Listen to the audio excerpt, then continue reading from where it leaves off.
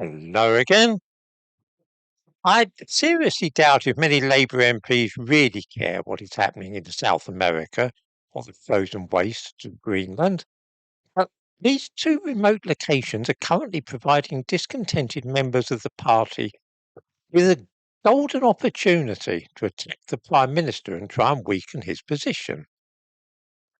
President Trump's foreign policy is really proving to be a gift from the gods for such people, whose aim is to install a more radical and left-wing prime minister in Britain, as if we really needed such a thing. The fact that Trump is involved is perfect for the plotters, as his name is reviled in all liberal and progressive circles, and you only have to say Trump out loud to provoke a chorus of boos and hisses as though we were at a pantomime. Everybody on the left loathes him like the plague. Keir Starmer, of course, is caught in a terrible trap because, on the one hand, he desperately wishes to avoid criticising or upsetting the Americans, and on the other, he also wishes to remain Prime Minister. These two aims are fundamentally incompatible, which is making for some wonderful theatre.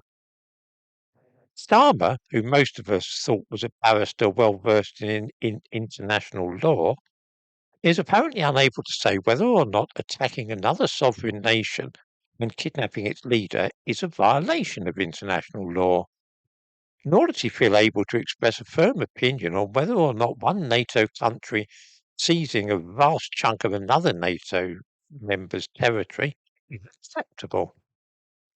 Most people in the Labour Party who are not members of Keir Starmer's cabinet find no difficulty in answering those questions, and so are speaking out in Parliament, pretending that they are concerned about the people of Greenland and Venezuela. What they are really concerned about is, of course, sucking up to whoever will be the next leader of the Labour Party and demonstrating that they were always opposed to Keir Starmer. Emily Thornberry is one of these people. Zara Sultana, who was kicked out of the Labour Party, is also making a pitch because she still hopes to lead the Your Party, which was founded by Jeremy Corbyn. It is all a wonderful chance for grandstanding and making an ostentatious display of how anti-Trump people can be, which is guaranteed to play well with everybody on the left. Starmer is not as stupid as we sometimes think, and so rather than criticise Trump himself, he has given the job to Yvette Cooper, the Foreign Secretary.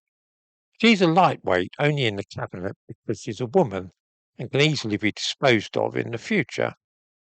That is why it is she who is just being given the task of announcing that the people of Greenland must decide their own future.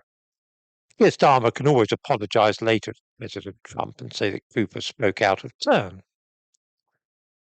I'm bound to say that I am thoroughly enjoying this show.